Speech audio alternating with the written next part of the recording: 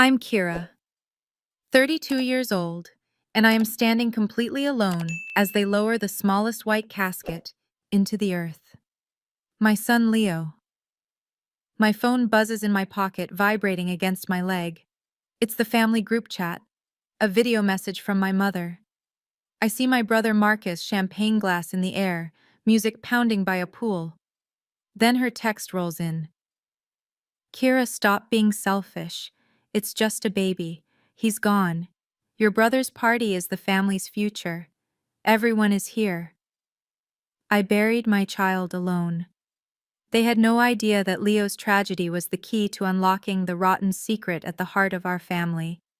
And they had no idea I was about to use it. Before I tell you what happened next, let me know where you are watching from in the comments below. Hit that like and subscribe button if you have ever been told your pain was an inconvenience.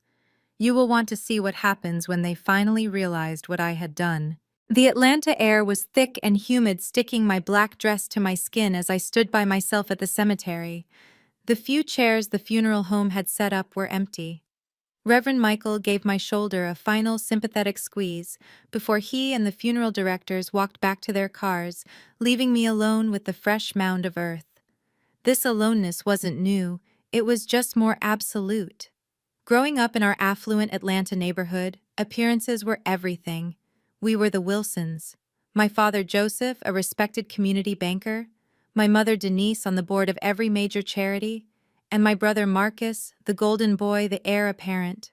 I was just Kira, the quiet one, the geneticist, the one who didn't quite fit their mold. I remembered standing in the sterile white room of the hospital 3 days ago, the monitors finally silent. My mother hadn't hugged me. She just stood by the window looking out at the parking lot. Her first words weren't, "I'm so sorry, Kira." They were, "You need to handle the arrangements quickly, Kira. This news will be very stressful for Marcus and Chloe. They're trying to conceive, you know." She was worried about their stress while my baby was gone. The memory was so sharp it made me flinch. My phone buzzed again, vibrating in the silence of the cemetery. This time it was a direct call. My father. I almost declined, but I knew it would only lead to more calls, more texts. I answered, my voice flat. "Hello, Dad." "Kira, did you see your mother's messages? The party is incredible. Marcus is about to close a major deal with his new investors. You should get over here. They want to see the whole family." I looked at the small casket. "I can't, Dad. I'm at the cemetery. I'm burying your grandson. Alone." There was a long, heavy sigh on the other end of the line. "Kira, I know you're sad. We all are. But that's done now. Marcus's future isn't. That's happening right now. Don't be a burden. Finish up and get over here." He tisked.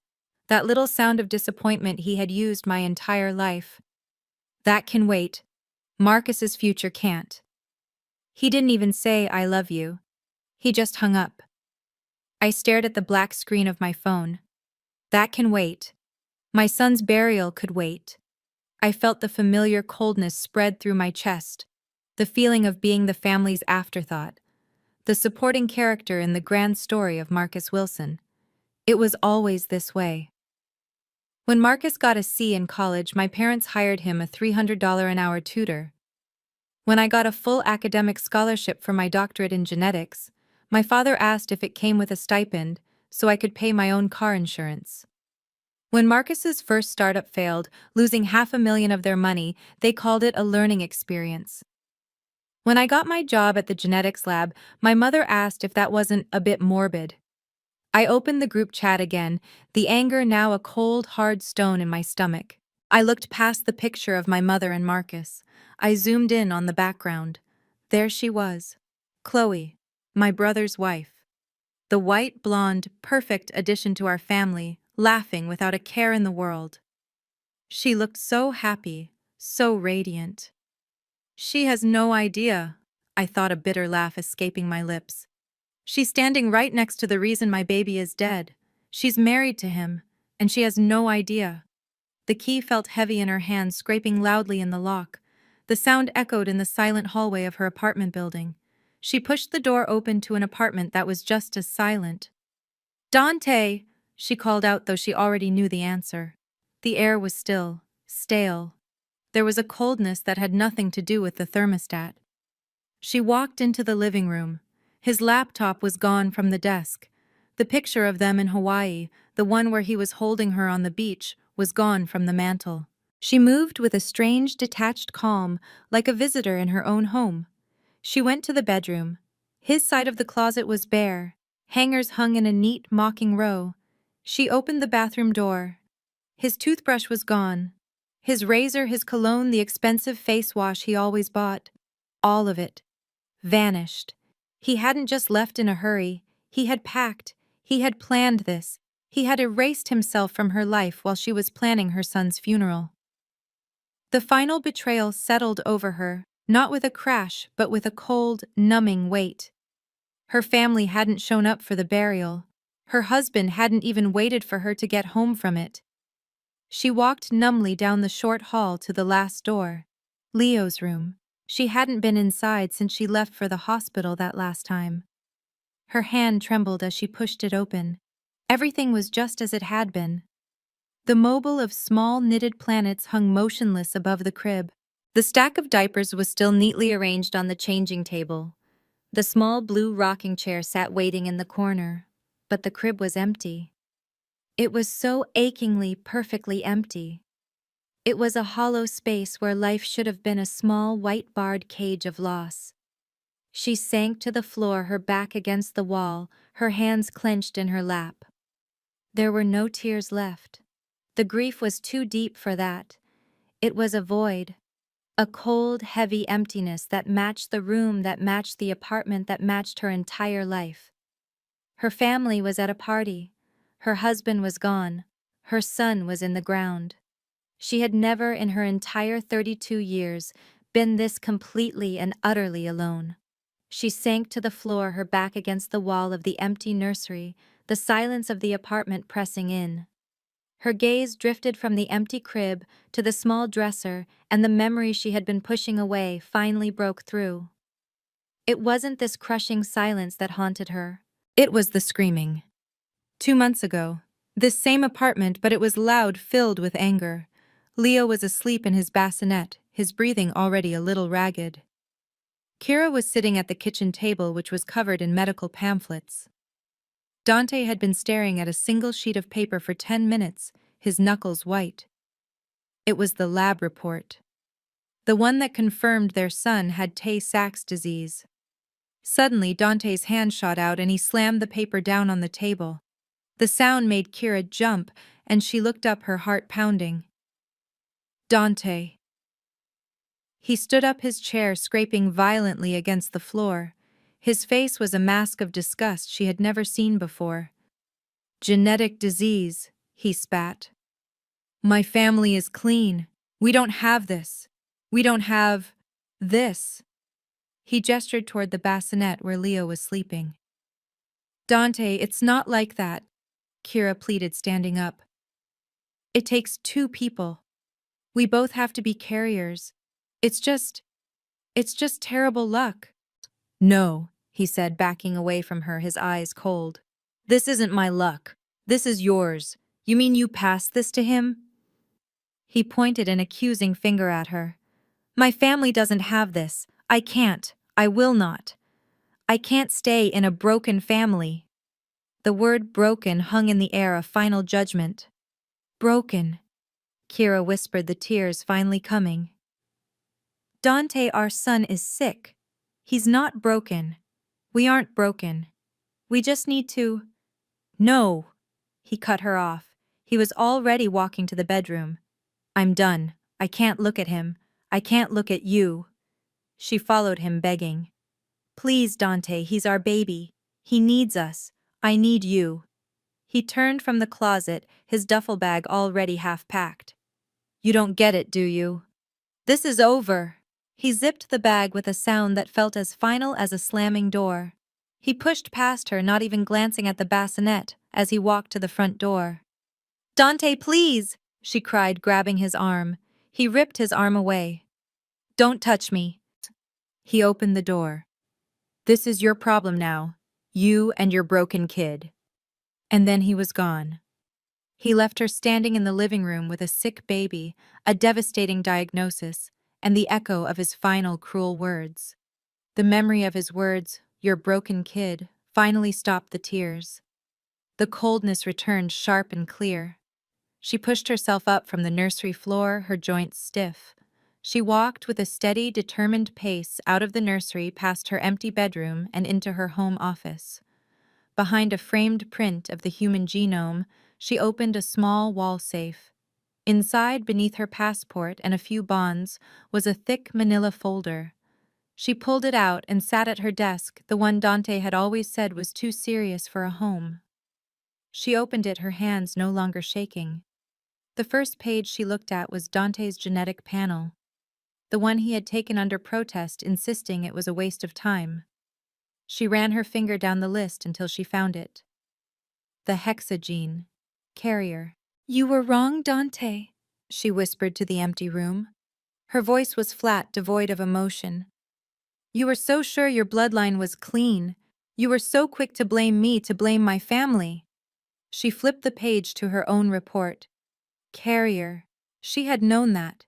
It was the crushing discovery that had started this, but she hadn't stopped there. As a geneticist, she knew that for Leo to be sick, both parents had to carry the gene. Dante's departure was built on a lie, his disgust a hypocritical shield. "But you were right about one thing." She continued, her eyes scanning the data. "This didn't come from my family. At least not the family I thought I had." She flipped the page again. This was the test she had run on her mother Denise from the sample she'd given for the family tree project last Christmas.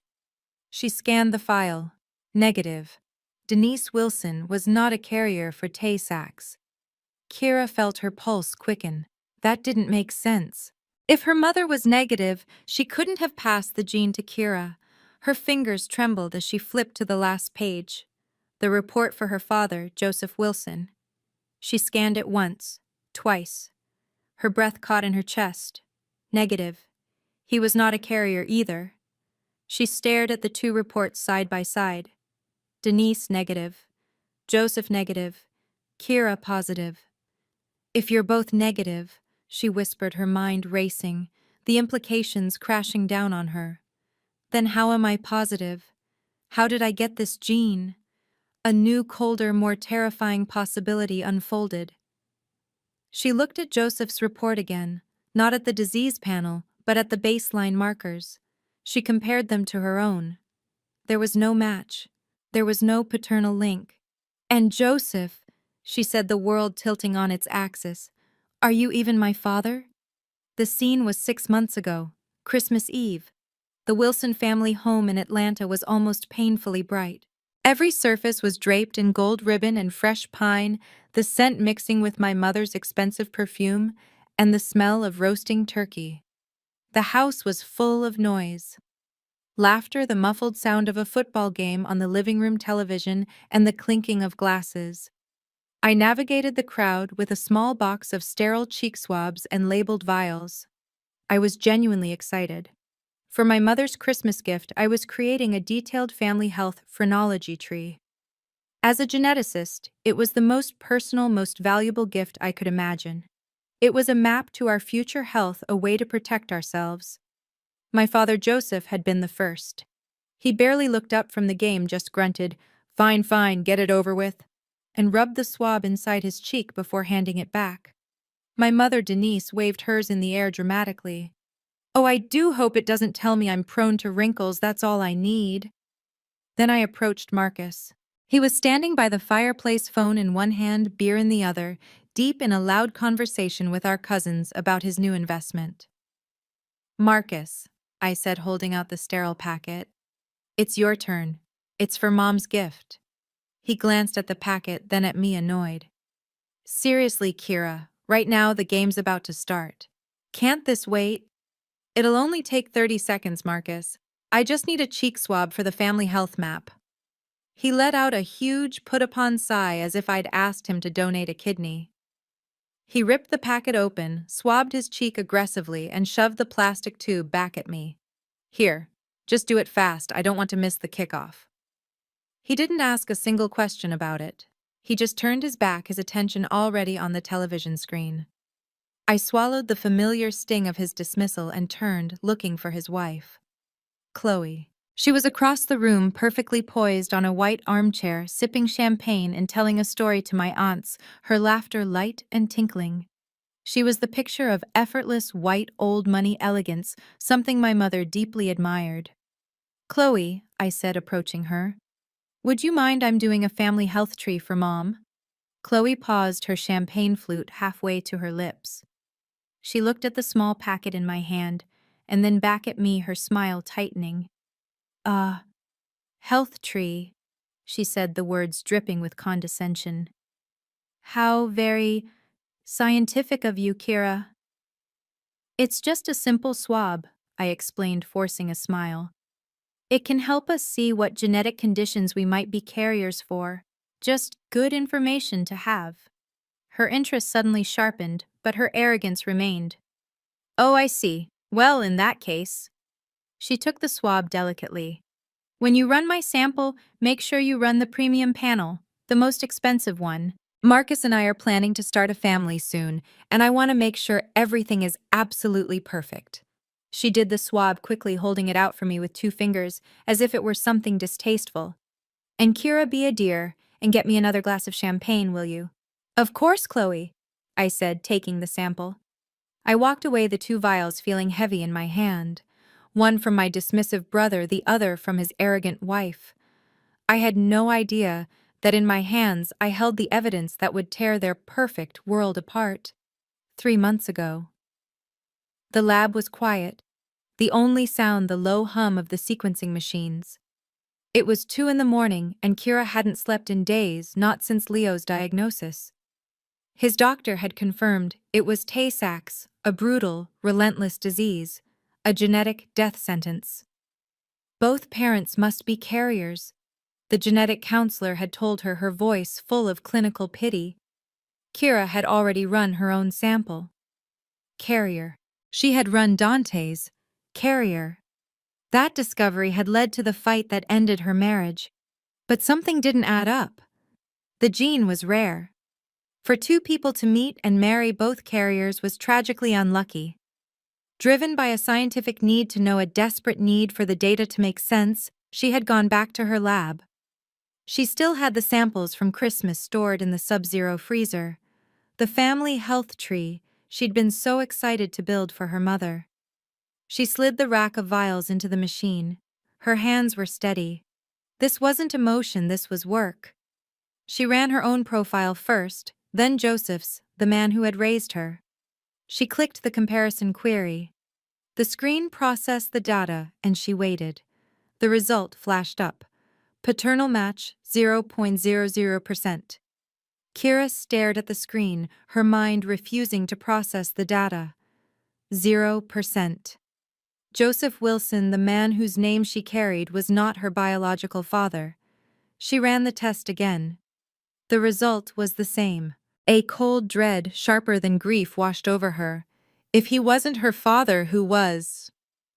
And where did this gene come from? She looked at the other vials. Denise, Marcus, and Chloe. Her hand moved automatically. She pulled up Chloe's file, the sample her sister-in-law had given with such casual arrogance, the perfect white woman who was going to have perfect children. If Joseph isn't my father, Kira whispered, her fingers flying across the keyboard, what else is a lie? She wasn't looking for Tay-Sachs and Chloe's sample. She was just looking for anything, an anomaly, a connection. She ran a standard relationship comparison between her own DNA and Chloe's. The machine whirred. Minutes felt like hours. Then the alert popped up. A high probability match. Kira clicked it. Kira Wilson and Chloe Anderson share 25% DNA. Probability half-sisters paternal. Kira felt the air leave her lungs. It was impossible. Chloe. Her brother's wife. The woman who patronized her at every family dinner. They were sisters. They shared the same father. A father neither of them knew. This meant her biological father, a man she had never met, had a child with her mother Denise and another child with Chloe's mother. "Oh my God," she whispered. She looked back at her own report. Carrier. She looked at the file detailing the high incidence of Tay-Sachs in specific ethnic populations. Her mind raced. If they shared a father, and Kira had the gene? She ran a new test on Chloe's sample. This time she searched for one specific thing: the hexa gene mutation. The result came back in seconds. Carrier. Kira stared at the screen, the pieces clicking into place with horrifying clarity. She's a carrier too, just like me. She sat there in the sterile silence of her office, the DNA report spread out on the desk like a map to a ruined city. Joseph wasn't her father. Chloe, her arrogant sister-in-law, was her half-sister, and they both carried the same deadly genetic flaw. She picked up her phone, her movements precise, almost robotic. She dialed Joseph's number. He answered on the second ring, his voice breezy, still high from his son's successful party. "Kira, I'm surprised to hear from you. Your mother and I are just looking at venues for—" "I need you to answer a question, Joseph." Kira's voice was cold, cutting through his rambling. The shift in her tone clearly startled him. What's wrong? You sound— Who is Chloe Anderson's biological father?" The silence on the other end was immediate and absolute. She heard a sharp intake of breath. I don't know what you're talking about, Kira. She's Marcus's wife." "Don't lie to me," Kira said, her voice dropping to a dangerous whisper. "I'm a geneticist. I ran the panels. I know you're not my father, so don't you dare lie to me right now." How did you find out?" Joseph's voice was a panicked squeak. He was confirming it. "I found out," Kira said, ignoring his question, "because he is also my biological father, your wife's daughter-in-law, and we're half-sisters. I'm your stepdaughter, Joseph, and Chloe is your stepdaughter-in-law, and you've been lying to all of us." "Kira, you don't understand. It was complicated.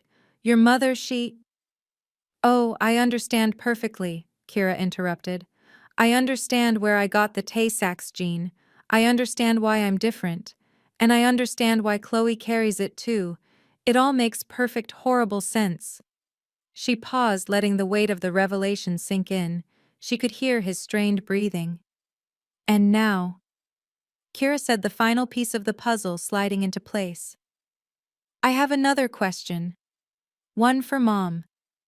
Who is Marcus's real father?"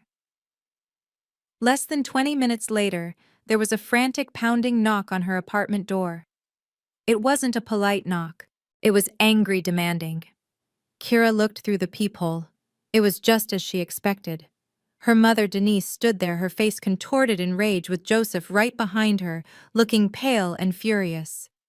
Kira took a calming breath, unlocked the deadbolt, and opened the door. Before she could even speak, her mother pushed past her into the entryway. "What is the meaning of that phone call?" Denise shrieked, her voice echoing in the small apartment. "What absolute nonsense are you talking about? Are you insane? Joseph is the father of both of you. How dare you try to destroy this family with your lies?" Joseph followed, closing the door heavily behind him. He didn't speak, but he crossed his arms, staring at Kira with a look of pure intimidation. He was backing his wife's play. Kira didn't flinch. She just calmly gestured to the sofa. "Please sit down. I'm not talking nonsense, Mother. I'm not lying. I'm talking about science, and the DNA results don't lie." "DNA results?" Denise scoffed, though a flicker of panic entered her eyes. "What are you talking about? That little Christmas gift?" "That little Christmas gift was a full genetic panel," Kira said, her voice flat and cold. She walked to her desk and picked up the folder. "I ran my DNA against Joseph's. There is a 0% chance he is my father. I know he is not my father." She tossed the first report onto the coffee table. Joseph's angry facade crumbled, replaced by a sickly gray pallor. He stared at the paper as if it were a snake. That's impossible," Denise stammered, looking back and forth between Kira and Joseph. "You're wrong. The lab made a mistake." "The lab didn't make a mistake, and that's not all I found." Kira pulled out the second report. "I also ran Chloe's DNA, the sample she gave me so she could have a perfect baby." Kira looked directly at Joseph. "And I found her father. It's you, Joseph. You are Chloe's biological father. I know that my sister-in-law is my half-sister." Denise let out a small strangled sound and sank onto the sofa. Joseph looked like he was going to be sick. "Kira, you don't understand?" "Oh, I'm just getting started," Kira said. She looked at her mother. "But here's the real question, the one I can't figure out. I got the Tay-Sachs gene from my real father, and Chloe got it from him too. We're carriers." She paused, letting the information land. "But here's the mystery, Mom," Kira said, her voice dropping. "I also ran Marcus's DNA, and guess what? He's a carrier too. So if Joseph isn't my father, and he isn't a carrier, and Chloe, my half-sister, is a carrier, why do I and Marcus both carry the Tay-Sachs gene?" Denise just stared at her. The color drained from her face, leaving a sickly pale mask of terror. Her eyes, which had been so full of rage moments before, were now wide with a different, deeper fear. She looked at Joseph, then at Kira, then at her own hands twisting in her lap. "Denise," Joseph said, his voice dangerously low. "What is she talking about? What does she mean, Marcus carries it too?" Denise shook her head, a jerky, desperate movement. "She's lying. She's making it all up to hurt us. She's twisting the science." "Am I—" Kira's voice was sharp as a scalpel. "The science is simple, Mom. Tay-Sachs is a recessive gene. Leo was sick because I am a carrier, and his father Dante is a carrier. I am a carrier because my biological father, who is also Chloe's father, passed the gene to me." She took a step closer. "But that doesn't explain Marcus. Joseph is negative. You are negative. It is genetically impossible for you and Joseph to have a child who is a carrier."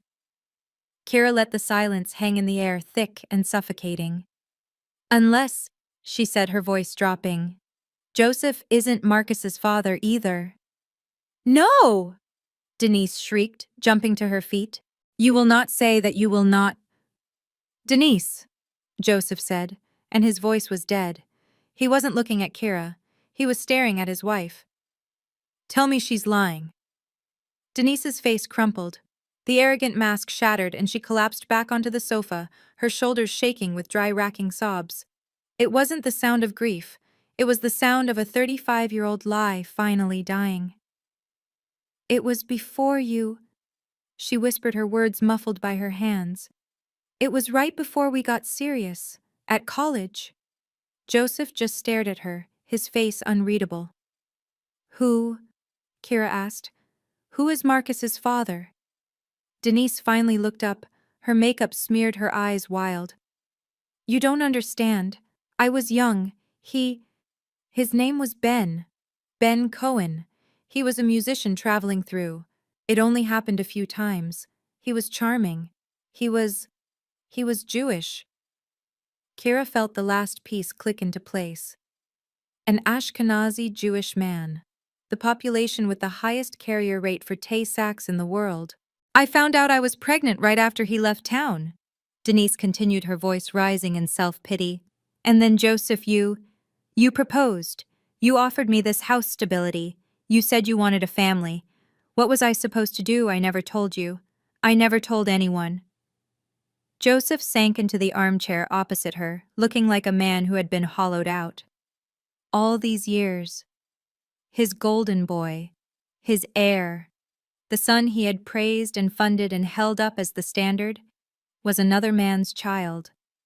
And the daughter he had ignored, abused, and cast aside was his only biological child in that house. "So you let me believe I was the broken one," Kira said. "You let my husband leave me thinking I was the one who brought this disease into his life. You stood at my son's funeral. No, you didn't even go to my son's funeral. You went to a party for the son you had with another man. A man who also gave you this gene. Denise looked up confused. What? Nomba Ben didn't… I don't… He was a carrier, Mom. And you are a carrier. And Marcus is a carrier. The genetic lottery just happened to spare you. Kira's voice was void of all pity. You've been lying to everyone, including yourself. Kira's mind raced, piecing together the broken fragments of her family's history. The lies and secrets were so tangled, so deep, it was suffocating. So let me see if I understand this, Kira said, her voice cutting through the heavy silence in the apartment. She locked eyes with Joseph, who looked like a broken man, his golden boy legacy shattered. Joseph, all these years you raised Marcus, your wife's son, as the heir. You poured everything into him, praised him, funded him, the golden child. She then turned her gaze to her mother. And me, your actual biological daughter, you treated like dirt, a burden, an inconvenience, the one you abandoned at her child's funeral. You hated me. You hated me because I was the living proof of your own affair. Joseph flinched, but Kira wasn't finished. Her voice was ice. And all that time you had another daughter out there. A daughter you abandoned completely. A little girl you left to grow up in foster care, or with strangers I don't even know. She pointed a shaking finger at Chloe, who was now standing by Marcus, both of them looking confused and hostile. And that daughter, your abandoned secret daughter, Chloe, she grew up and just so happened to marry your stepson, Marcus, the other secret child in this house. The room was utterly still. The weight of the revelation was too much. Oh my God, Kira whispered, as the final horrifying realization dawned on her. The DNA results flashed in her mind.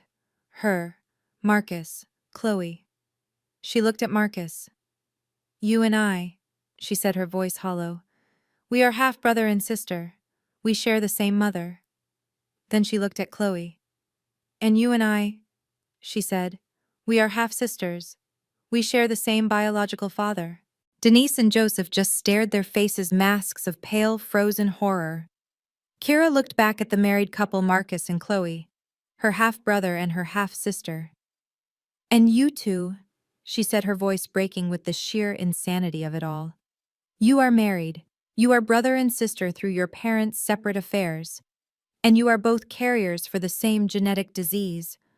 My God, you are trying to have a baby together. The air in the apartment was so thick with silence it was hard to breathe. Marcus and Chloe were frozen, staring at each other in dawning biological horror. Denise was sobbing into her hands, a low animal sound of pure despair. It was Joseph who moved first. He lunged forward, not at his wife but at Kira. He didn't touch her, but he grabbed the back of the chair she was near, his knuckles white. You will be silent, he hissed, his voice a panicked whisper that was more frightening than a shout. Do you hear me, Kira? You will not repeat a word of this to anyone. Kira just looked at him, her face calm, her eyes holding his. You'll destroy everything, Joseph continued, his voice cracking. He gestured wildly around the room. The legacy, the company, Marcus's investors, everything I built, everything we built, everything you built, Kira asked, her voice quiet. Or everything you took. Please, Kira, please. Denise suddenly begged, crawling from the sofa to grab at Kira's legs. She clutched the fabric of Kira's jeans. You can't do this. He's your brother. Marcus didn't know. Chloe didn't know. It was my fault. It was all my fault. Punish me, but don't punish him. Don't ruin him. Ruin him. Kira looked down at her mother, clinging to her. You mean like you ruined me? You mean like you ruined Dante's life by letting him believe he was the broken one? This is different. Joseph insisted, his eyes darting toward the door as if the investors were already outside listening. This is business. This is the family's future. What happened with Leo was a tragedy. This is ruin. You can't destroy your brother's entire life over a mistake. Kira felt a cold, hard clarity settle over her. She looked at their terrified, pleading faces. They weren't horrified by the incest. They weren't grieving for the potential genetic tragedy facing Marcus and Chloe. They were terrified of the scandal. They were terrified of losing money. "You're right," Kira said. "My son's death was a tragedy." She pulled her leg free from her mother's grasp and stood up. "And you," she said, looking at Joseph and Denise, "chose to abandon me during it. You abandoned his funeral. You told me it was just a baby and that his party was more important." She picked up her jacket, her movements calm and deliberate. "You're worried I'll destroy Marcus's future, his legacy, his investors," she said, her voice flat. "You already destroyed my son's legacy. You already destroyed his memory. You already destroyed this family at that cemetery." She walked to the door and opened it. "I don't owe you my silence. I don't owe you anything at all." Kira stood with her hand on the doorknob, the full devastating weight of their pleas hanging in the air. Joseph looked desperate, his authority completely gone, replaced by the raw panic of a man whose world was ending. Denise was still on the floor, a mess of ruined makeup and expensive clothes clinging to the leg of the sofa. "Please, Kira, wait," Joseph begged, taking a step toward her. You can't just do this. Think about what you're destroying. This is your brother. This is your family." "My brother?" Kira turned back slowly. Her voice was not loud, but it was so cold, so sharp it cut through her mother's sobs. "The man who went to a party instead of his nephew's funeral. The man who was so quick to believe I was the problem. That man." "He didn't know," Denise wailed. "Chloe doesn't know. It's not their fault. You can't punish them for my sin. Please, Kira, I'm begging you. I'll do anything. I'll give you money. Money." Kira let out a short, bitter laugh. "You think this is about money? My son is dead. My marriage is over. My entire life was built on your lies." She looked at their terrified, selfish faces. They weren't grieving for Leo. They weren't horrified by the decades of deception. They were terrified of the scandal. "You're right," Kira said, her mind suddenly crystal clear. "They don't know. And they deserve to." "No," Joseph's voice cracked. "What? What are you saying? You can't just tell them. You can't. It'll destroy him. It'll destroy her." "And what about me? What about Leo?" Kira's voice rose for the first time. "Your secrets already destroyed my family. My husband left me because he thought I was the broken one. My son is dead because of a genetic disease that runs through this family like a poison." She took a step back toward them. "You want my silence? You want me to think about the family?" she scoffed. "Fine. Let's think about the family. All of it." Denise looked up, a sliver of desperate hope in her eyes. "Anything, Kira. Anything." "Here's my condition," Kira said. "I'm not going to be the one to tell them." She pointed at her mother, then at Joseph. "You are." "What? What do you mean?" Denise stammered. "I want you to call Marcus and Chloe. Tell them to come to this apartment, right now." "Here," Joseph said, his voice choking. "Now that's insane. We need time to prepare them." "You've had 35 years to prepare," Kira snapped. "You're done preparing. They need to hear the truth, and they need to hear it from your mouths." "Kira, please, you don't know what you're asking," Denise cried. "It will kill them. It will kill Marcus." "The truth? The truth won't kill them, but their ignorance might. They are trying to have a baby mother. What happens when they have a baby just like Leo? What happens when they have to bury their own child because you were too cowardly to tell them that they are brother and sister? Is that what you want?" Kira picked up her phone. "So you have a choice. You can call them now and tell them the truth right here in front of me. Or I will walk out that door and I will call them myself. And I will send them every last piece of data I have, the DNA reports, the affair, everything, your choice. Make the call." 40 minutes later, the buzzer rang. Denise visibly flinched, and Joseph seemed to shrink in his armchair. Kira, however, was perfectly still. She walked to the intercom and pressed the button. Let them up, she said. Seconds later, the apartment door opened. Marcus and Chloe strode in, still dressed in their expensive party clothes. Marcus had his arm draped possessively around Chloe's waist, and both of them wore identical smirks. They looked at Kira, then at Denise and Joseph huddled on the sofa, and their expressions turned to annoyance. "What is this now, Kira?" Marcus sighed, not even bothering to take his hand out of his pocket. "Another family crisis. You just can't stand it when you're not the center of attention, can you? You couldn't just accept your failure and stay away." Chloe laughed, a light tinkling sound that was painfully out of place. "Honestly, Kira, we really don't have time for this drama. We have investors to call back and we're supposed to be celebrating." She looked around the small apartment with obvious disgust. "This is all just a bit sad." "Sit down, Chloe," Kira said. Her voice wasn't loud, but it cut through their arrogance like a blade. Chloe's smile faltered. "I beg your pardon?" "I said sit down." Kira gestured to the two empty chairs she had placed in the middle of the room. "Both of you. I have some things to tell you about your family. Things you need to know." Marcus scoffed. "We're not playing one of your little games. We're leaving." "I wouldn't do that if I were you," Kira said.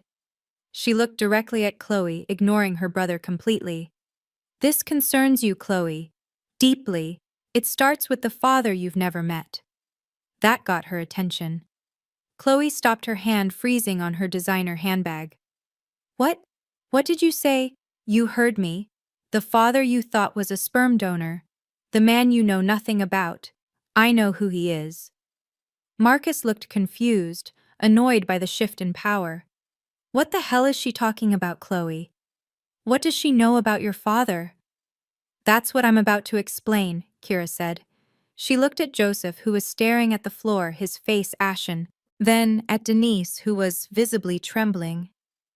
"It seems," Kira said, her voice echoing in the suddenly silent room, "that our family has more than one secret, and it's time we brought them all into the light."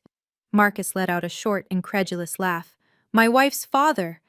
What the hell are you talking about? Are you trying to blackmail us? Is that what this is? You're pathetic." Chloe, however, had lost her smirk. Her face was pale. "What? What do you know about my father?" she whispered, her voice suddenly small. Kira ignored Marcus. She kept her eyes locked on Chloe. "You told me 6 months ago to run the premium panel. You wanted to ensure everything for your future child was perfect. Well, I did. I ran the full panel, and I found something fascinating."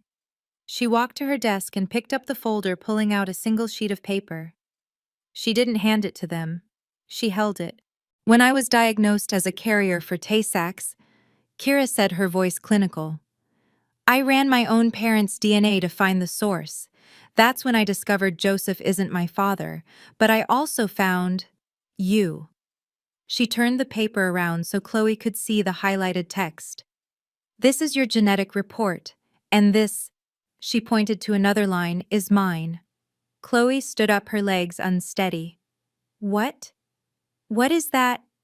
"It's a relationship probability analysis," Kira said. "It shows that you and I, Chloe, share approximately 25% of our DNA. We are paternal half-sisters." Marcus burst out laughing. "Half-sisters? You're insane. This is just another one of your stupid dramatic lies to get attention." "Ask him," Kira said, nodding toward Joseph, who was sitting in his chair, his face a mask of gray stone. Chloe looked at Joseph, her eyes wide with a horrifying dawning comprehension. "What? What is she talking about, Joseph?" Joseph couldn't meet her gaze. He just stared at the floor. "He can't answer you," Kira said softly, "because it's true. The man who raised me, my father Joseph, is also your biological father. The man who let you grow up an orphan or a ward of the state or whatever lie you were told. He's been sitting at the same dinner table with you for 5 years knowing he was your father, and he never said a word." "No," Chloe whispered. Her hand went to her throat.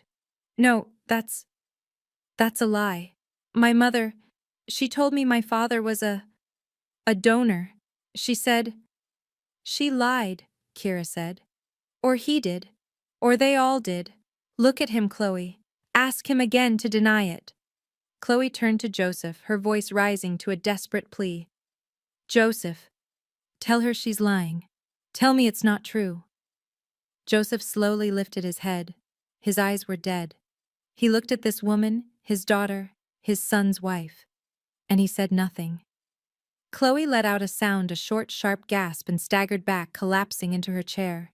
Her entire identity, her perfect lineage, her clean bill of health, all of it shattered in an instant. She was the abandoned daughter of the very man she had been trying to impress. She was the half-sister of the woman she despised. You, she whispered, staring at Joseph. All this time. Welcome to the family, sis, Kira said, her voice devoid of any warmth.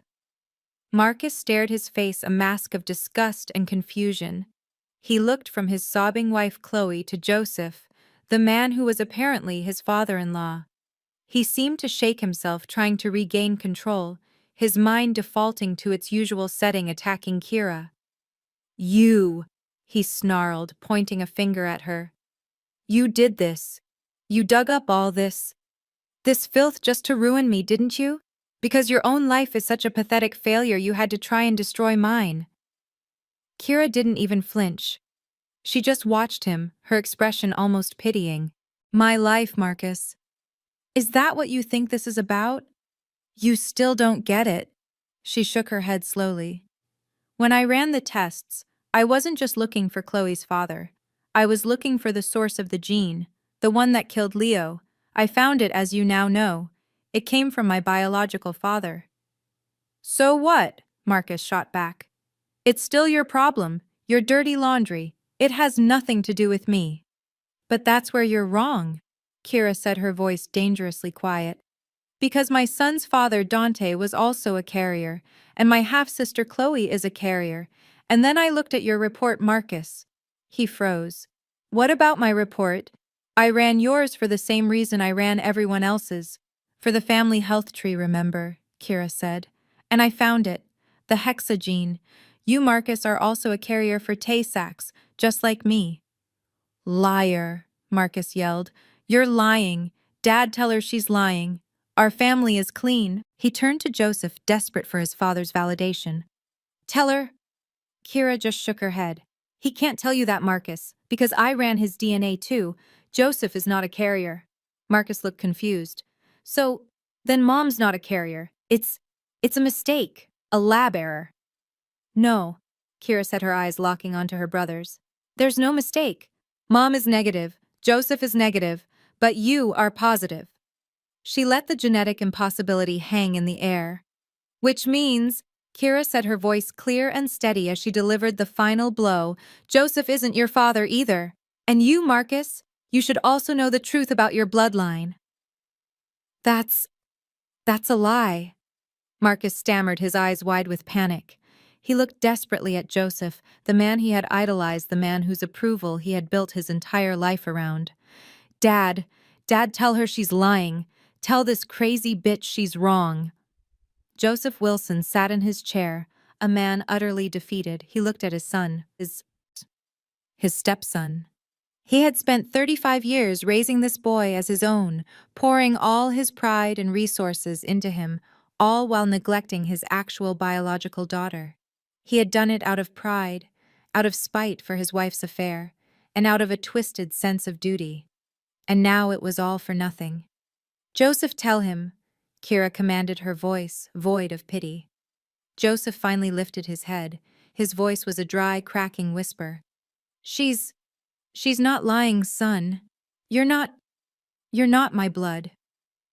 The admission sucked all the air from the room. Marcus staggered back as if he'd been physically struck. No, that's not. Mom, he's lying, right? Tell me he's lying. All eyes turned to Denise. She was backed into a corner, her entire life of deceit exposed. Mom! Marcus shouted, his voice breaking. Who is my father? It doesn't matter. Denise sobbed, her hands covering her face. Joseph raised you. He's your father. Who is my biological father? Marcus demanded, his rage building.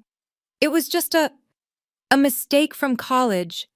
Denise whispered, her words barely audible. His name was Ben. Ben Cohen. A musician. I didn't know he was... I didn't know about the gene. I never saw him again. Joseph. Joseph agreed to raise you as his own. He was supposed to. It was our secret. The pieces fell into place with a sickening thud. Marcus, the golden boy, the heir, was the illegitimate son of a traveling musician. Chloe, who had been silent this whole time, suddenly made a small gasping sound. She was staring at Marcus, her face a mask of pure, unadulterated horror. She wasn't just looking at her husband. She was looking at her brother. No, Chloe whispered, her hand flying to her mouth. No. That means... we are... Yes, Kira said, stepping forward. She was no longer the victim. She was the one holding all the facts. It means you are half-brother and half-sister. She let the words hang in the air, watching them grapple with the impossible truth. And there's one more thing, Kira said, her voice dropping as she delivered the final devastating blow. You both carry the gene, the perfect child you've been trying so hard to create. That baby has a 1 in 4 chance of being born with Tay-Sachs. That baby could be just like my son Leo. 2 weeks. That's how long the silence lasted. 14 days where Kira existed in the vacuum of her apartment, surrounded by the ghosts of her family's secrets. She hadn't heard from her mother, her father, or her brother. Not a call, not a text. But they weren't idle. They had been planning. Despite the horrifying truth that now hung between them, they were proceeding with the brand launch. The party, the one that had been more important than her son's funeral, was still happening. Their investors were flying in. The show had to go on. A letter had arrived at her door yesterday, delivered by a courier. It wasn't an apology, it was a threat thinly veiled as a legal warning from Joseph's attorney. It stated that any disclosure of private family health matters would be met with a lawsuit for defamation and breach of privacy. They were trying to buy her silence. They were threatening to ruin her if she spoke the truth. They had made a fatal miscalculation. They assumed she still had something to lose. The ballroom at the St. Regis Atlanta was a sea of shimmering gowns and dark suits. Ice sculptures melted slowly under blue uplighting. A string quartet played Vivaldi. Marcus's new brand logo was projected onto the walls, a sleek, meaningless symbol of legacy. Kira walked in uninvited. She wore a simple, elegant black dress. The dress she had bought for Leo's first birthday, a party that would never happen. She hadn't come to cry or to plead. She had come to bear witness. She saw them immediately holding court by the stage, the perfect poisoned family. Marcus handsome and smiling, his arm locked around Chloe's waist. Chloe pale but beautiful, her smile brittle as glass. Denise and Joseph stood beside them, playing the roles of the proud, supportive parents. They were all performing. They were actors in a play where the plot was too grotesque to name. They had chosen the lie. They had chosen the money over the truth. Marcus raised a glass to an investor, his laughter echoing across the room. He looked confident, powerful, like a man who had never faced a single consequence in his life. He hadn't seen her yet. None of them had. Kira took a glass of champagne from a passing waiter. She looked at the bubbles rising. She thought of Leo. She thought of their cold dismissal. It's just a baby. She started walking toward them, her steps steady and sure. The air crackled around her. This wasn't just a party, it was a courtroom. And she was the only one holding the evidence. She walked past the opulent floral arrangements, her heels clicking softly on the marble floor of the St. Regis lobby. She didn't look like a grieving mother. She looked like a woman on a mission. The simple black dress she wore, the one she had bought for Leo's first birthday party, now fit her perfectly, its elegant lines contrasting with the memory of her son's tiny white casket. Her hair was pulled back in a sleek, severe chignon, and her face was a mask of cold, beautiful composure. She reached the entrance to the grand ballroom. A polite young woman with a tablet checked the guest list. Name, please? Kira Wilson. The woman scrolled, frowned, and scrolled again. I'm sorry, I don't seem to have a Kira Wilson on the list.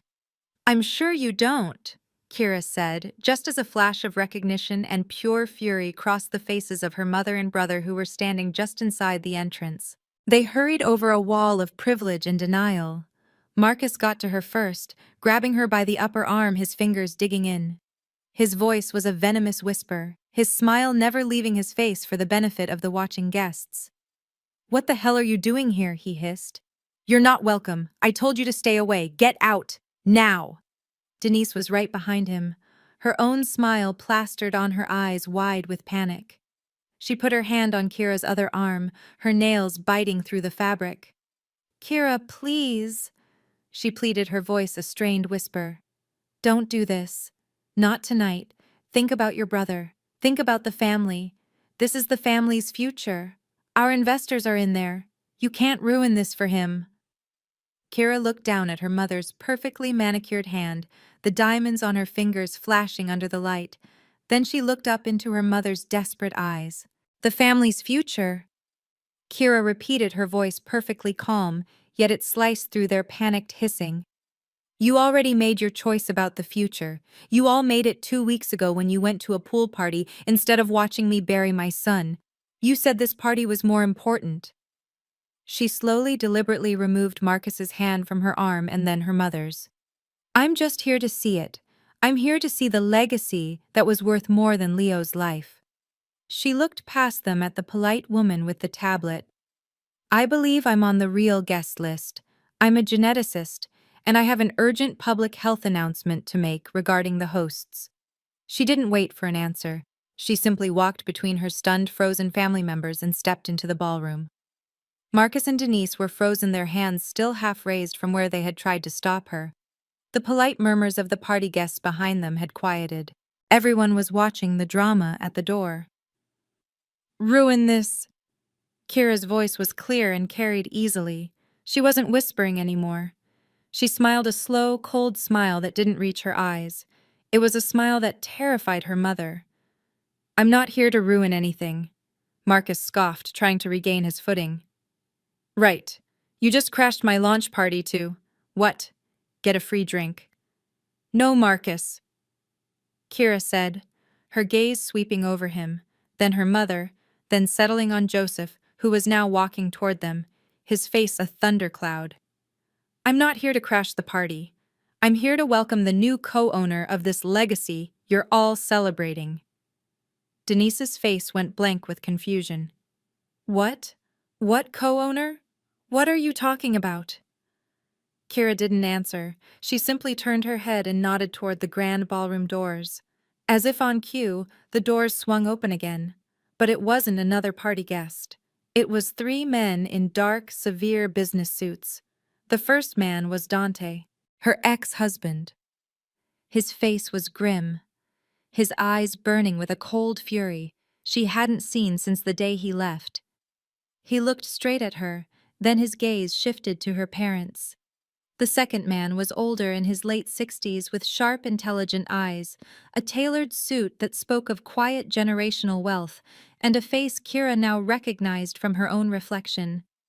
Elias Cohen, her biological father. The third man was carrying a heavy leather briefcase. He had the unmistakable air of a high-powered attorney. The trio walked past the stunned hostess and stopped directly in front of the Wilson family. The entire ballroom was now silent, watching. Dante, Joseph said, his voice choking. What are you doing here? And who are these men? Marcus was staring at Kira, his mind clearly unable to process this new development. Kira, what is this? What have you done? Kira finally stepped forward, moving to stand beside the 3 men. She had their full, undivided attention. Mom, Dad, Marcus, she said, her voice ringing with newfound authority. I believe you all remember my ex-husband Dante. He's here because he learned some interesting new facts about our son's genetics. Facts that you all kept from him. Dante stepped forward, his eyes locked on Joseph. You let me believe this was her fault. You let me leave my wife while my son was dying believing she was the source of the broken gene. But it turns out your family is a genetic nightmare, and you knew it. And this, Kira said, gesturing to the older man, is Elias Cohen, my biological father. Denise let out a small strangled gasp. Joseph looked like he was going to collapse. And this, Kira finished, nodding to the third man, is Mr. Harrison. He is Mr. Cohen's attorney. Biological. Father, Marcus stammered, looking back and forth between Elias and Kira. This is insane. More of your lies. Is it a lie, Mother? Kira asked. Is it a lie, Joseph? Or is he the man you both erased 35 years ago? Elias Cohen finally spoke, his voice deep and measured, carrying an authority that dwarfed Joseph's. Joseph Wilson, Denise Wilson. It has been a long time. I was distressed to learn of the existence of my daughter Kira only 2 weeks ago. I was even more distressed to learn that another of my daughters, Chloe, has been in your family for years. And I was utterly devastated to learn that my grandson Leo died from a genetic disease I carry. Mr. Harrison, the lawyer, stepped forward and opened his briefcase. My client, Mr. Cohen, is here to discuss the assets he co-owned with Denise Wilson, which were illegally absorbed into the Wilson Family Trust upon his disappearance. Furthermore, Mr. Dante is here to file a civil suit for emotional distress and fraudulent concealment regarding the genetic health of his child. We are here tonight to discuss the immediate dissolution of that trust and the liquidation of all its assets, starting with this brand you're launching. The string quartet had finished, and a smooth jazz track played as Marcus stepped onto the low stage, a spotlight hitting his tailored suit. He tapped the microphone, and a soft thump echoed through the ballroom, silencing the remaining chatter. He smiled, a wide, confident grin that Kira knew was practiced. Thank you. Thank you all for coming. Marcus began, his voice booming with false humility. Tonight is not just about a brand. It's about legacy. It's about what we build, what we pass down. It's about the strength of family. He gestured toward his parents, who were seated at the front table. I want to thank my mother and father, Denise and Joseph Wilson, for their unwavering belief in me, for always knowing that I was the one to carry their vision forward. Kira, standing near the back by her father and husband's lawyer, watched him. She saw the lie. Joseph, who now knew Marcus wasn't his son. Denise, who was trembling, her eyes darting between Kira and the stage. And of course, Marcus continued, his voice softening, I want to thank the love of my life, my beautiful, perfect wife, Chloe. He blew her a kiss.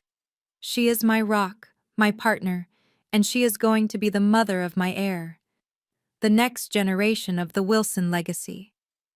The room erupted in polite, wealthy applause. Chloe blushed, placing a hand on her stomach. This was the moment. Kira began to walk. She didn't rush. She moved through the tables, her black dress parting the crowd. People turned to look, confused by this woman walking toward the stage with such purpose.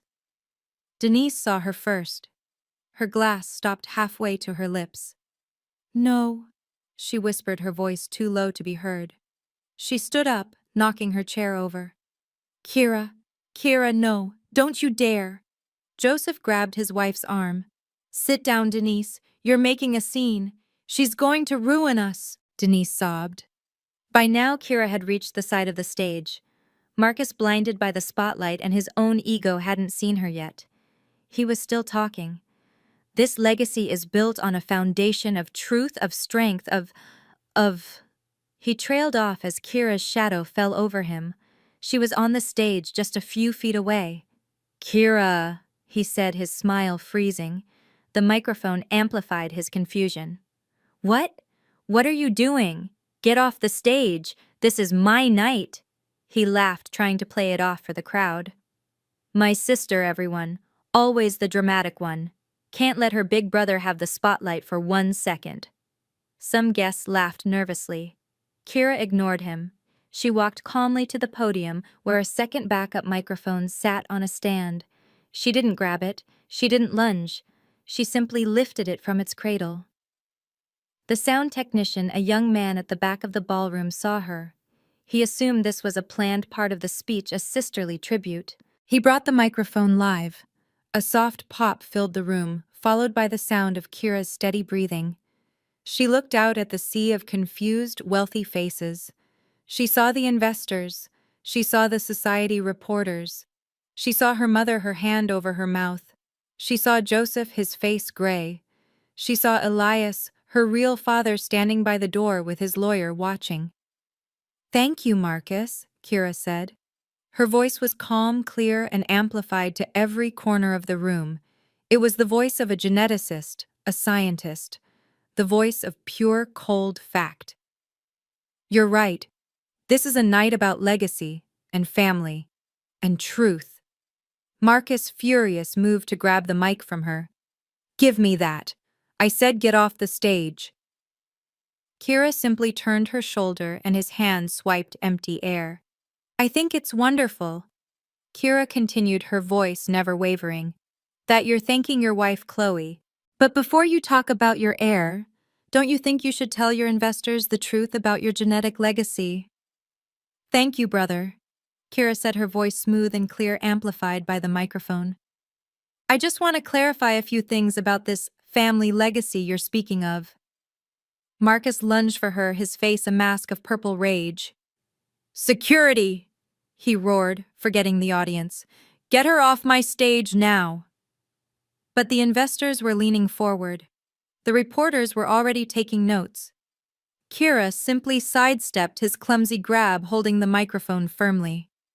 "My name is Dr. Kira Wilson," she announced. The doctor was new. It was a detail she'd kept to herself. "I am a geneticist, and while I appreciate the party, I am primarily here to make an urgent public health announcement, one that directly concerns the hosts." Marcus froze. He knew instinctively that tackling her now would only make it worse. "You see," Kira continued, her eyes scanning the room, "my brother Marcus and his wife Chloe are trying to have a child, an heir for this legacy. What they have failed to disclose to their investors, and perhaps even to each other, is the genetic risk they carry." A nervous murmur rippled through the crowd. "Both Marcus Wilson and Chloe Wilson," Kira stated, her voice resonating with scientific certainty, "are carriers for Tay-Sachs disease." From the front table, Chloe shrieked, jumping to her feet. "That's a lie, you're lying. That's a Jewish disease. I'm not Jewish." "You are absolutely right, Chloe," Kira said, nodding gravely. "It is most prevalent in the Ashkenazi Jewish population, and you are a carrier, just like me." She let that sink in. Chloe's face went white. "Which brings me to the first family secret of the night," Kira said, turning to Joseph, who looked like he was having a heart attack. "You see, Chloe and I are carriers because we share the same biological father, a man who is Ashkenazi Jewish, a man who is not Joseph Wilson." The room exploded in gasps. Marcus stared at his wife, then at his father, his mind clearly breaking. What? "That's right," Kira said. "My arrogant sister-in-law is my abandoned half-sister. And Joseph here has been lying to all of you and to her entire life. But that's not even the most interesting part of this legacy," Kira continued, her voice rising in intensity. She turned to her brother. "Marcus, you're right to be confused. How could you be a carrier? Joseph isn't your father either." "You bitch!" Marcus roared, lunging again. "And your biological father," Kira boomed over his shout, "was also an Ashkenazi Jewish man. Isn't that right, mother?" Denise was completely exposed, her face a crumpled mask of terror. The entire room, the investors, the society reporters were staring at this monumental tangled web of deceit. My son Leo, died from this disease," Kira said, her voice finally breaking, but only with rage. "He died because these two," she pointed to her mother and Joseph, "built their entire family legacy on a foundation of lies. They hid our true identities from us." You've been lying to everyone. Kira's voice echoed cold and clear, silencing the room. She looked at her mother. You lied to me. You lied to Joseph. Then her gaze shifted to her brother, who was still frozen on the stage, his face pale with rage and confusion. And you lied to your investors, Marcus. You stood up here and talked about legacy and vision. What you failed to mention is that this legacy has been funded by me. A confused murmur rippled through the investors. Kira continued. For the last 2 years, while you've been playing the big shot CEO, I have been personally paying off your debts. The $50,000 credit card bill you hid from Chloe. That was my money. The seed money you lost on that bad crypto deal, I covered it. I did it because I thought I was protecting my family. I did it because I thought I was helping my brother. But I wasn't, was I? She took a step toward him. Because Joseph isn't your father, is he? The guests gasped. Joseph Wilson gripped the edge of his table, his knuckles white. That's right, Kira said to the horrified crowd. The heir to the Wilson legacy isn't a Wilson. He's the son of Denise Wilson and another man. A man she had an affair with in college. A man she lied to Joseph about for 35 years. Marcus looked like he was going to be sick. You're lying. Am I? Kira's voice was relentless. And that brings me to the biggest lie of all. The legacy itself. The Wilson Family Trust. This company. She looked at Joseph, her eyes filled with a cold pity. You hated me my whole life. You hated me because I wasn't your son. You hated me because I was the proof of your wife's infidelity. You raised him as your golden boy, and you cast me aside. She paused, letting the weight of his cruelty settle in the air. But here's the real truth, she said, her voice dropping, the one that's going to unravel everything you've built. This, Disan. She used the Vietnamese word her mother had used, her voice dripping with irony. This company was never yours to begin with.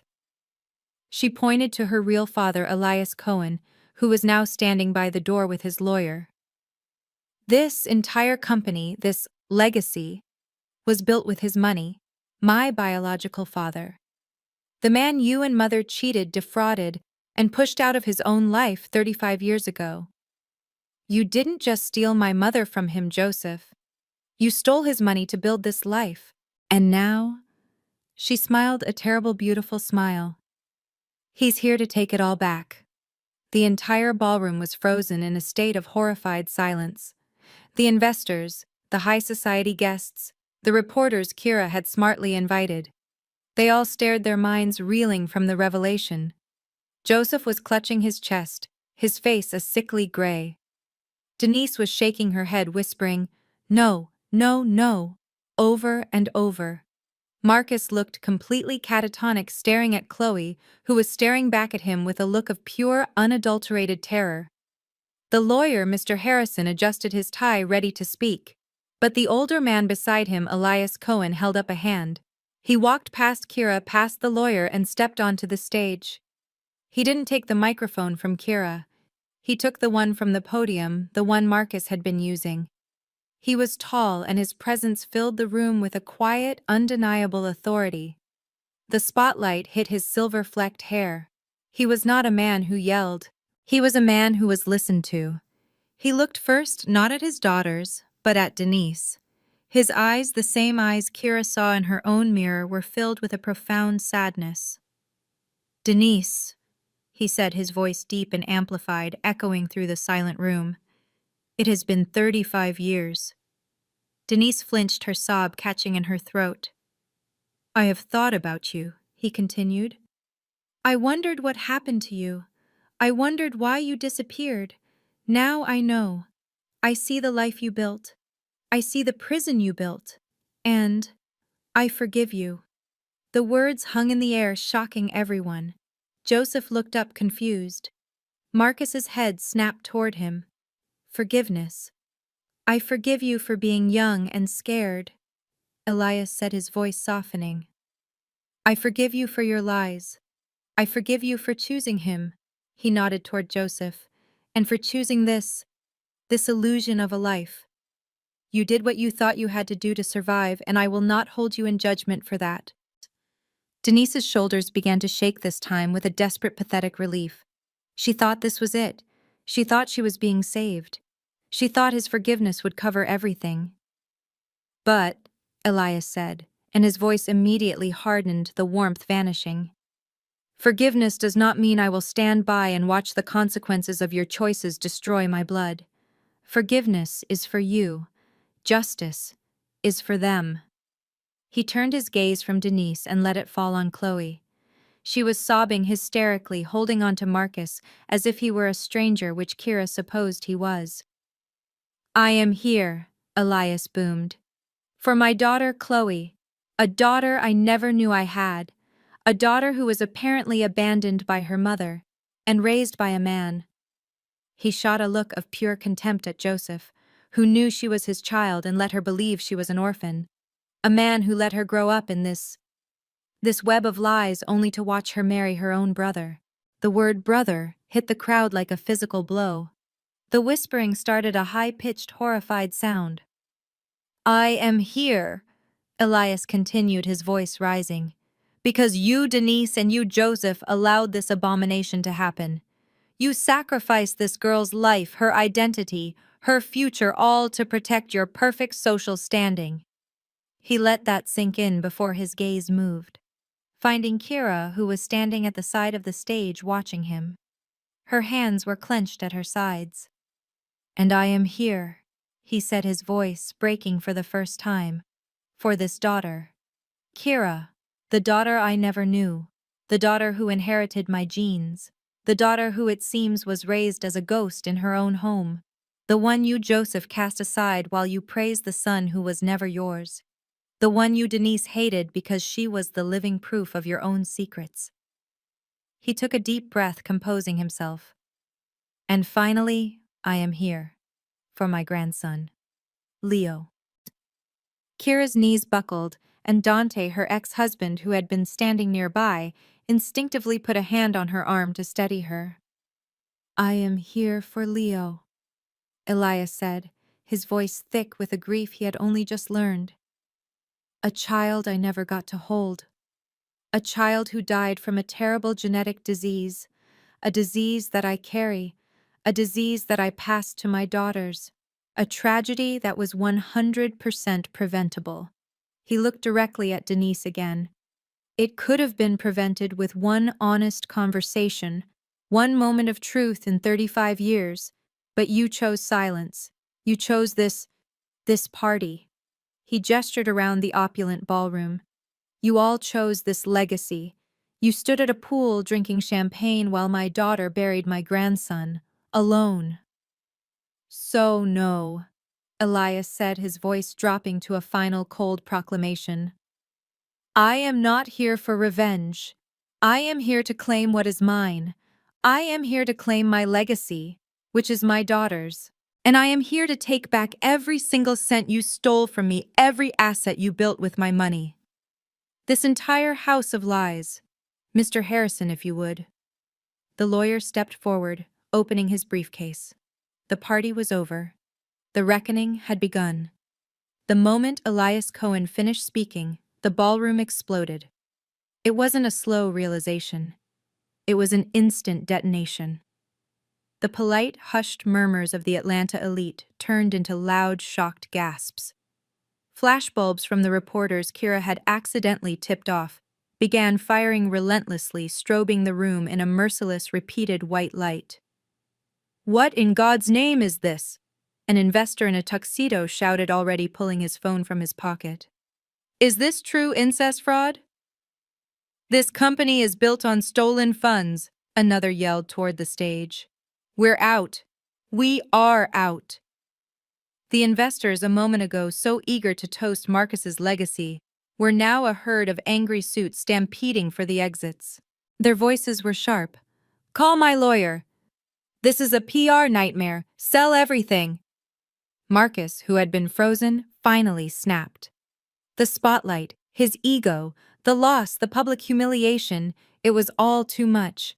His eyes, wild and bloodshot, found Kira, who was still standing calmly at the side of the stage. "You!" he roared, his voice cracking over the microphone he still held. "You did this! You diseased, jealous little—" He dropped the microphone, and the resulting feedback shrieked through the ballroom as he launched himself off the stage, aiming directly for Kira. He was a man, with nothing left to lose. His face, contorted in a mask of pure murderous rage. "I'll kill you!" He never made it. Dante, her ex-husband who had been waiting for this moment, stepped into his path. Dante, a man who had been destroyed by their lies, met Marcus's charge with a single brutal punch. Marcus crumpled to the marble floor, not like a CEO, but like a common thug. Hotel security swarmed him instantly, pinning his arms behind his back as he thrashed and cursed. Across the room, the final pieces of the Wilson family facade crumbled to dust. Joseph, the patriarch, the banker who had raised another man's son as his own, simply collapsed. He didn't faint. He just folded. He slid out of his chair and onto the floor, a heap of expensive, empty tailoring. Denise was worse. She was still on her feet, but her mind was gone. She was screaming a high, thin animal sound, pulling at her own hair. "It's not true. It's not true. He's not. It's not." She was a wreck. Her perfect makeup smeared her expensive dress in disarray. The proud matriarch was now just a raving, broken woman. The reporters' cameras flashed, capturing every second of her and Joseph's and Marcus's complete and total downfall. The deafening shriek of the microphone feedback finally died, leaving a ringing, terrible silence in the ballroom. It was over. The party was a wasteland. Security was dragging a thrashing, screaming Marcus toward the service exit, his curses echoing off the marble. The investors were gone. The reporters, however, were swarming, their cameras flashing, capturing the perfect, devastating tableau of the family's ruin. Joseph Wilson, the great patriarch, was still slumped on the floor, a hotel manager trying to speak to him, but he was unresponsive, just a heap of expensive, empty tailoring. And Denise, my mother, she had finally stopped screaming. She was on her knees in the middle of the room, her designer dress torn, her face a grotesque mask of smeared makeup and tears. She was just weeping, a broken animal sound. I stood on the stage looking down at the wreckage. I was the only person in the room who wasn't moving, the only one who was calm. Dante, my ex-husband, met my eyes from across the room. He gave a single somber nod. Justice. Elias, my father, and his lawyer, Mr. Harrison, were already speaking quietly with hotel security, their work here done. The legal machine was in motion. It would not be stopped. I stepped off the stage. My heels clicked on the marble floor, a sound that cut through my mother's sobs. I didn't walk toward the exit. I walked directly to her. I stopped just a few feet away and looked down at the woman who had chosen a party over her grandson's funeral. "You said," I said, and my voice was quiet, but it seemed to fill the entire silent room. "It's just a baby." Denise's head snapped up, her eyes wide with terror. "Kira," she gasped. "Kira, please. I didn't know." "You said, it's just a baby." I repeated, my voice unyielding. "You said his funeral could wait. You told me this." I gestured to the ruined party. This legacy, this show was more important. I looked over at Joseph, who was now being helped into a chair. He refused to look at me. "You abandoned my son for this party," I said, my gaze returning to my mother. "You chose this. You all did." She held out a trembling hand. "Please, don't leave me." "And now," I said, the final words landing with the weight of a gavel, "you have lost everything because of him." I didn't wait for her to answer. There was nothing left to say. I turned my back on her, on Joseph, on the memory of Marcus, and on the entire catastrophe they had built for themselves. The reporters rushed toward me, shouting my name. "Dr. Wilson, Dr. Wilson, what will you do now?" I ignored them all. I walked straight through the grand ballroom doors, my head held high, and did not look back. I left my old life behind in those ruins and stepped out into the clean, quiet Atlanta night. Finally, and completely free. 6 months. In the half year that followed the implosion at the St. Regis, the name Wilson became synonymous with scandal in Atlanta. The fallout was swift and absolute. The viral videos of Denise's breakdown and Marcus's violent rage were only the beginning. The investors didn't just sue, they initiated fraud investigations. Marcus's company, Wilson Legacy Brands, a hollow shell built on my father's stolen money and propped up by my own, evaporated. It was bankrupt within 60 days. Marcus, the golden boy, the heir, was facing civil and criminal charges for securities fraud. He had lost everything: his brand, his reputation, his future. And in the chaos, he had lost his wife. Chloe had filed for divorce the day after the party. The revelation that her husband was her half-brother, that their entire relationship was the product of a grotesque, decades-old lie, had understandably destroyed her. The last I heard, she had left Atlanta and was slowly, painfully building a relationship with Elias Cohen. She was finally getting to know her real father, the one she had been denied. The consequences for Joseph and Denise were just as final. The bank, alerted by the lawsuits and the public fraud investigations, foreclosed on the family home. The Grand Colonial in Buckhead, the fortress of their perfect image, the house they chose over my son's funeral, was sold at a foreclosure auction. All their assets were frozen, seized, to pay the catastrophic debts Marcus had accrued, and the damages Elias's lawyers were demanding. They were wiped out.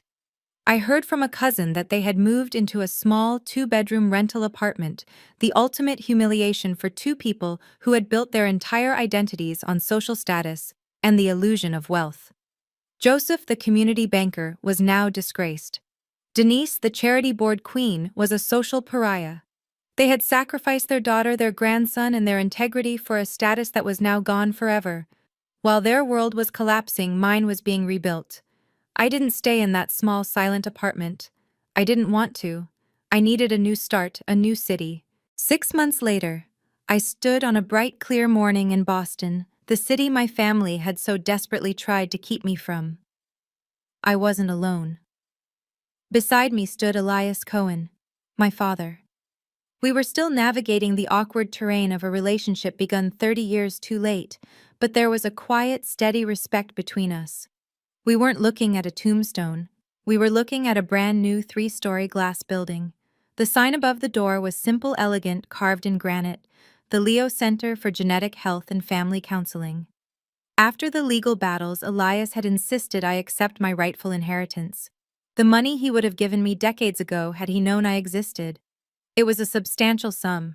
That, combined with the insurance payout from Leo's short life money that had felt like burning ash in my hands, became my new purpose.